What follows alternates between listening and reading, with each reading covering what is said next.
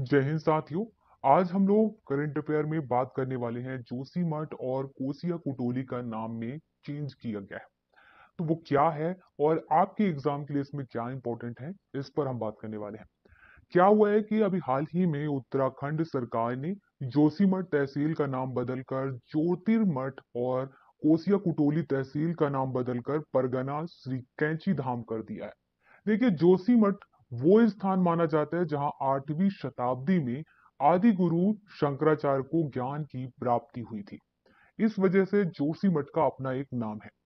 कोसिया कुटोली का नाम बदलकर परगना श्री कैची धाम कर दिया गया है क्योंकि यहाँ बाबा नीम करोली महाराज का आश्रम स्थित है। जोशीमठ हिंदू धर्म के सबसे महत्वपूर्ण तीर्थ स्थलों में से एक बद्रीनाथ धाम का प्रवेश द्वार है। आप चारों धाम के बारे में जानेंगे तो वहां पर बद्रीनाथ धाम के बारे में भी आप नाम सुनेंगे। तो वहां पर जाने के लिए जो प्रवेश द्वार है वो जोशीमठ है। बद्रीनाथ धाम चमोली जिले में स्थित है और यहाँ भगवान विष्णु को समर्पित पवित्र बद्रीनारायण मंदिर स्थित है। तो देखिए, आपके एग्जाम के अकॉर्डिंग बद्रीनाथ धाम के बारे में भी आपको पता होना चाहिए, बद्रीनाथ कहाँ है ये भी पता होना चाहिए, जोशीमठ के बारे में पता हो। अब सवाल ये है कि शंकराचार्य कौन है। शंकराचार्य एक धार्मिक उपाधि है, मतलब एक उपाधि नाम दी गई है जिसका उपयोग चार प्रमुख मठों या पीठों के प्रमुख द्वारा किया जाता है। चारों प्रमुख मठों के जो प्रमुख रहे हैं उनके लिए शंकराचार्य शब्द का प्रयोग किया गया है, जिनके बारे में माना जाता है कि इन्हें आदि शंकराचार्य द्वारा स्थापित किया गया था। जो चार मठ है वो आदि शंकराचार्य के द्वारा स्थापित किया गया था। आदि शंकराचार्य 788 ईस्वी से 820 तक रहे हैं। परंपरा के अनुसार वे धार्मिक शिक्षक हैं जो स्वयं आदि शंकराचार्य तक जाने वाले शिक्षकों की एक पंक्ति से संबंधित। देखा जाए तो 14वीं शताब्दी ईस्वी से पहले इनके बारे में ऐतिहासिक साक्ष्य मिलना दुर्लभ है। इसके बाद हम बात करते हैं वो चार मठ कौन कौन से हैं जिसके बारे में आपको जानना जरूरी है। वो चार मठ हैं द्वारका, जोशीमठ, पुरी और श्रृंगेरी। द्वारका गुजरात में है, जोशीमठ उत्तराखंड में है, पुरी उड़ीसा में है और श्रृंगेरी कर्नाटक में है। ये चीज आपको पता होनी चाहिए, जनरली पता होनी चाहिए। अगर आप लोग पीसीएस एग्जाम देने वाले हैं तो और भी इंपॉर्टेंट है।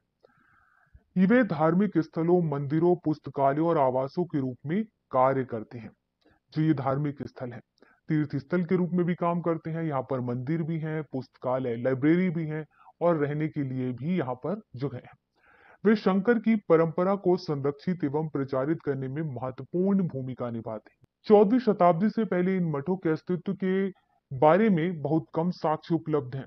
जब विजयनगर साम्राज्य ने श्रृंगेरी मठ को संरक्षण देना शुरू किया था, तो यहाँ पर यह बात कही गई है कि 14वीं शताब्दी में जब विजयनगर साम्राज्य था तो इसने श्रृंगेरी मठ को संरक्षण दिया और वहां से इन मठों पर ध्यान दिया गया।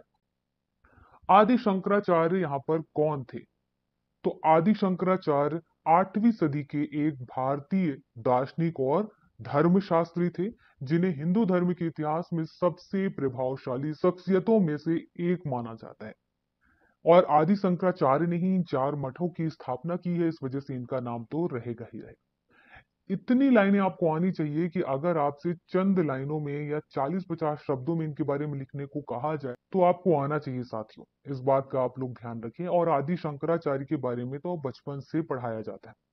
ऐसा माना जाता है कि इनका जन्म केरल के कलाड़ी गांव में हुआ था और गोविंदाचार्य से अध्ययन आरंभ करने के बाद शंकर ने बड़े पैमाने पर यात्रा की, दार्शनिक परंपराओं को चुनौती दी और मठों की स्थापना की। तो यहाँ पर कुछ चंद लाइनों में आप आदि शंकराचार्य के बारे में लिख सकें, इतना भी बता दिया गया है। इस एग्जाम के अकॉर्डिंग क्या इंपॉर्टेंट है और आपको क्या याद रखना है जनरली भी, ये भी बता दिया गया है।